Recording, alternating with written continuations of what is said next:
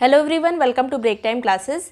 इस वीडियो में हम अगस्त महीने के जितने भी इंपॉर्टेंट करंट अफेयर हैं उसको कवर करेंगे और ये आने वाले सभी एग्जाम के लिए इंपॉर्टेंट होगा।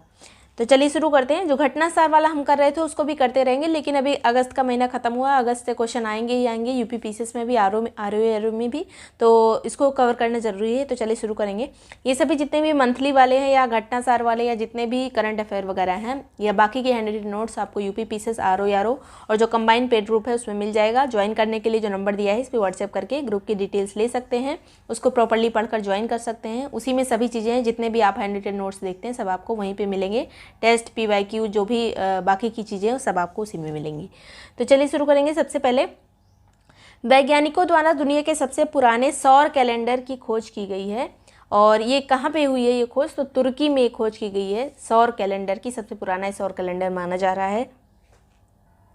लगभग 13,000 साल पुराना इसको माना जा रहा है। एक पुरातात्विक स्थल है गोबेकली में इसकी खोज की गई है। अब ये ज़्यादा इंपॉर्टेंट नहीं, बस किस देश में खोजा गया है यही चीज़ इंपॉर्टेंट है। तुर्की में इसको खोजा गया है, सबसे पुराना सौर कैलेंडर। लगभग 13,000 साल पुराना ये कैलेंडर है।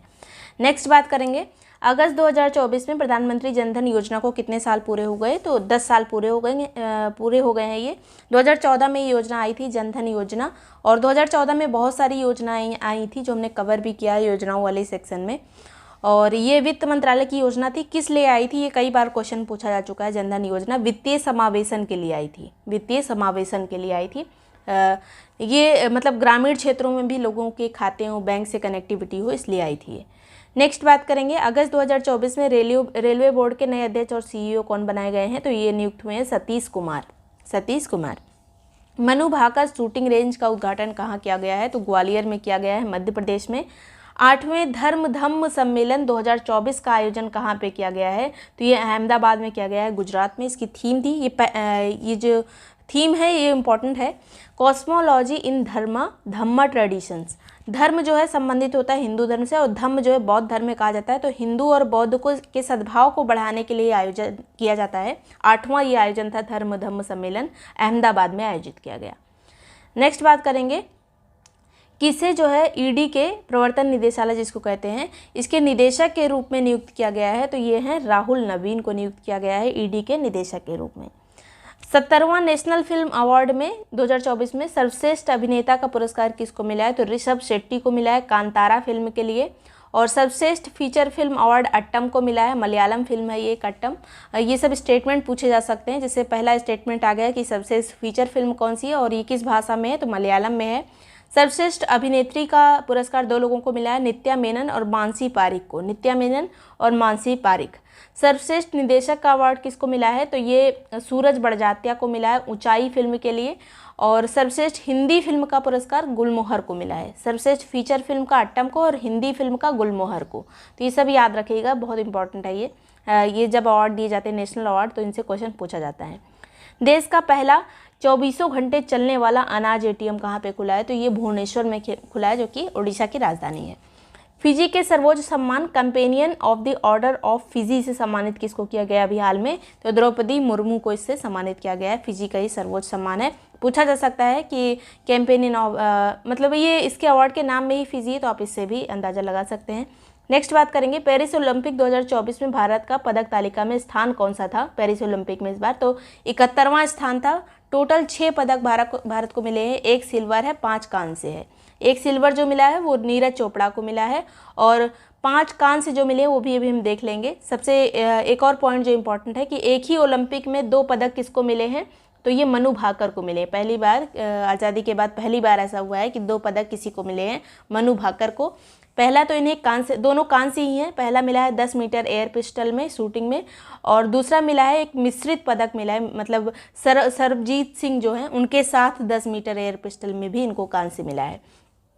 एक और चीज़, मतलब बाकी के भी पदक देख लेंगे। स्वप्निल कुसाले को शूटिंग 50 मीटर वाली रेंज में कांस्य पदक मिला है, और भारतीय हॉकी टीम को भी कांस्य पदक मिला है। स्वप्निल कुसाले हो गए, हॉकी टीम हो गई, और अमन सहरावत को भी कांस्य पदक मिला है कुश्ती में। 57 किलोग्राम फ्री स्टाइल में मिला है। पूछा जा सकता है जैसे किलोग्राम वर्ग वगैरह जो होते हैं, या फिर शूटिंग रेंज कितने मीटर वाली, ये सब क्वेश्चन अगर बड़ा कोई चैंपियनशिप होती है तो उससे पूछ ले जाते हैं। तो अमन सहरावत ने 57 किलोग्राम वर्ग से कांस्य जीता है। स्वप्निल कुसाले ने 50 मीटर शूटिंग रेंज में कांस्य पदक जीता है, और मनु भाकर ने 10 मीटर वाले में कांस्य पदक जीता है। नेक्स्ट बात करेंगे ICC women's T20 world cup 2024 कहाँ पर आयोजित होगा, तो यूएई में ही आयोजित होगा। पहले ये बांग्लादेश में होने वाला था, लेकिन वहाँ पे हालात ठीक नहीं चल रहे थे, तो अब इसको यूएई में खेला जाएगा, अक्टूबर में ही होगा।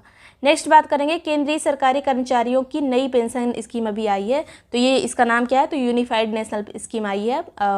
जो है नेशनल पेंशन स्कीम जो होती थी एनपीएस, उसके स्थान पर इसको लाया गया था। सबसे पहले ओपीएस होती थी, ओपीएस हटा के एनपीएस लाया गया था, एनपीएस हटा के अब यूपीएस हो गया है।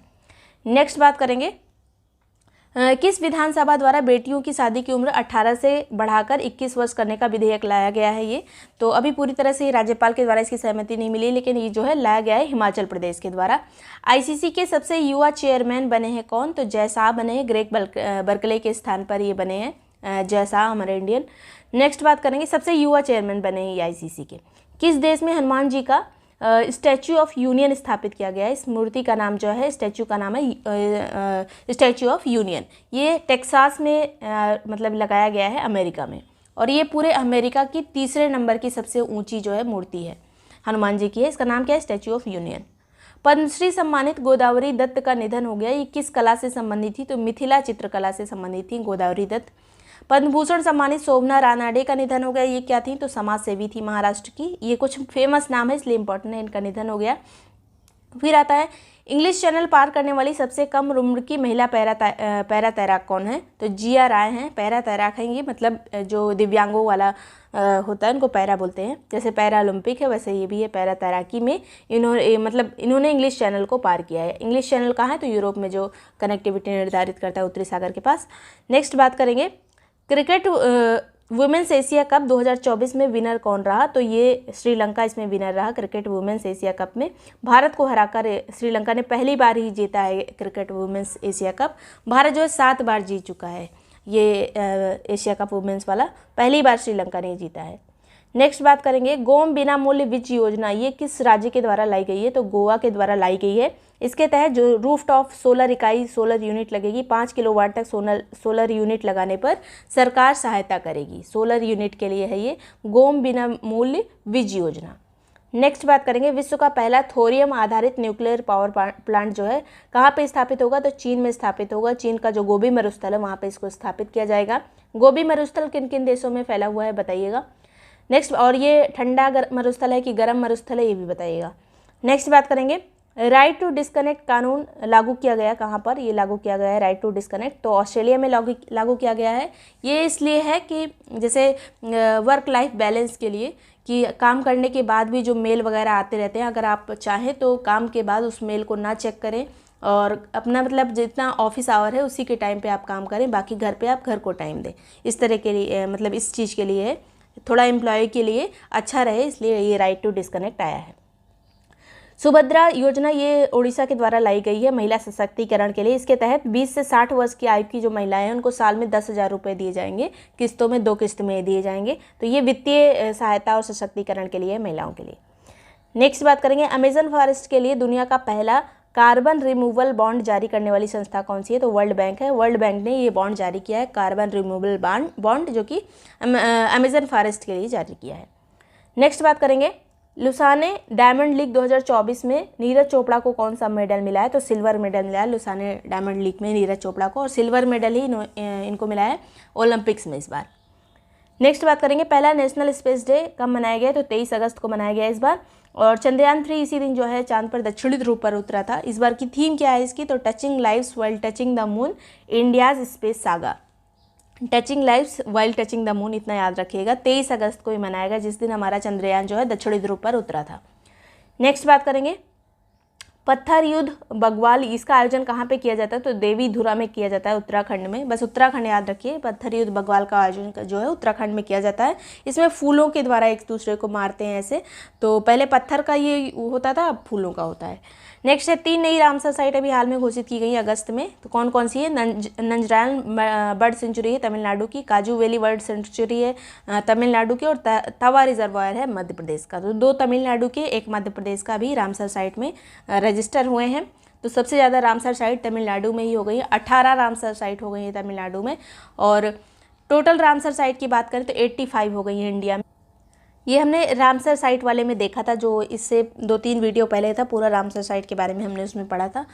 यूपीएससी के अध्यक्ष कौन नियुक्त किए गए हैं? तो प्रीति सूदन नियुक्त की गई है, महिला अध्यक्ष है। ये दूसरी महिला अध्यक्ष ये बनी है यूपीएससी की, प्रीति सूदन।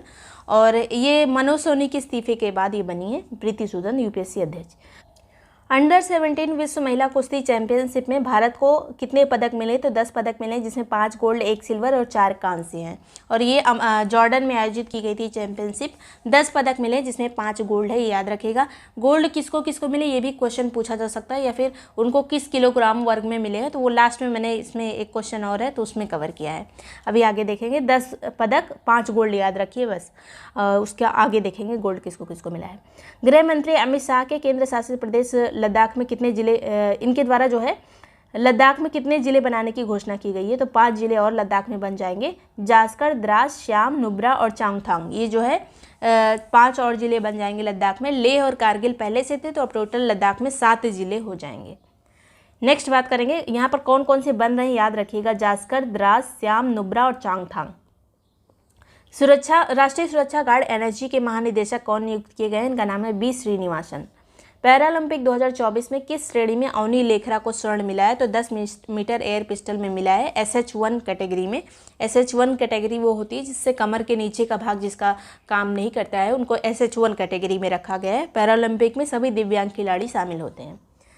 नेक्स्ट बात करेंगे, नेट जीरो कार्बन एमिशन दर्जा प्राप्त करने वाला एयरपोर्ट कौन बना है? तो पहला एयरपोर्ट बनाई इंदिरा गांधी अंतर्राष्ट्रीय हवाई अड्डा, जो कि नई दिल्ली का है। भारत का पहला नेट जीरो कार्बन एमिशन दर्जा प्राप्त करने वाला एयरपोर्ट बना है।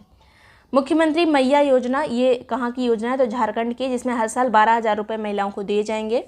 और वक्फ बोर्ड, ये महिला सशक्तिकरण के लिए, इस तरह से भी क्वेश्चन आ सकता है, किस चीज़ के लिए? महिला सशक्तिकरण के लिए। वक्फ बोर्ड संशोधन की जांच के लिए बनाई गई संयुक्त समिति के अध्यक्ष कौन बने हैं? तो इनका नाम है जगदम्बिका पाल। वक्फ बोर्ड विधेयक के लिए जो संशोधन के लिए जो समिति बनाई गई है, उसके अध्यक्ष जगदम्बिका पाल। नेक्स्ट बात करेंगे, 4th national Hindi science conference का आयोजन कहाँ पे किया गया? तो भोपाल में किया गया है, मध्य प्रदेश में, जिसमें हिंदी भाषा में जो आविष्कार वगैरह होते हैं, हिंदी भाषा में उसको प्रेजेंट किया जा सकता है। नेक्स्ट बात करेंगे, एयर एक्सरसाइज उदार शक्ति 2024 का आयोजन कहाँ पे किया गया है? तो मलेशिया में किया गया है। भारत और मलेशिया के बीच में एक्सरसाइज होती है उदार शक्ति। अगला बात करेंगे, पेरिस ओलंपिक 2024 में विनेश फोगाट को कितने किलोग्राम वर्ग में अयोग्य घोषित किया गया है? तो 50 किलोग्राम वर्ग में, जो कुछ ग्राम इनका वजन ज़्यादा था इसलिए अयोग्य घोषित किया गया था। भारत रूस के बीच समुद्री अभ्यास MPX में शामिल भारतीय जहाज कौन सा है? तो जहाज तबर जो है इसमें शामिल हुआ था, भारत और रूस के बीच में जो अभ्यास हुआ था MPX में। और इसका आयोजन भी रशिया में ही किया गया था, इस MPX एक्सरसाइज का आयोजन। आपदा जोखिम प्रबंधन के लिए बीमा कराने वाला पहला राज्य कौन बना है भारत का? तो नागालैंड जो है आपदा जोखिम के लिए बीमा कराने वाला पहला राज्य बना है। ट्यूनीशिया के प्रधानमंत्री कौन बने हैं? तो ट्यूनीशिया उत्तरी अफ्रीका का एक देश है, तो यहाँ के प्रधानमंत्री बने कामिल मद्दौरी। देश का पहला 3D प्रिंटेड स्कूल कहाँ पे खोला गया है? तो ईटानगर में खोला गया है, जो कि अरुणाचल प्रदेश की राजधानी है। भगवान राम आधारित दुनिया का पहला डाक टिकट जारी करने वाला देश कौन सा बना है? तो लाओस बना है। यहाँ पर हमारे विदेश मंत्री एस जयशंकर की यात्रा के दौरान ये जो है डाक टिकट जारी किया गया था।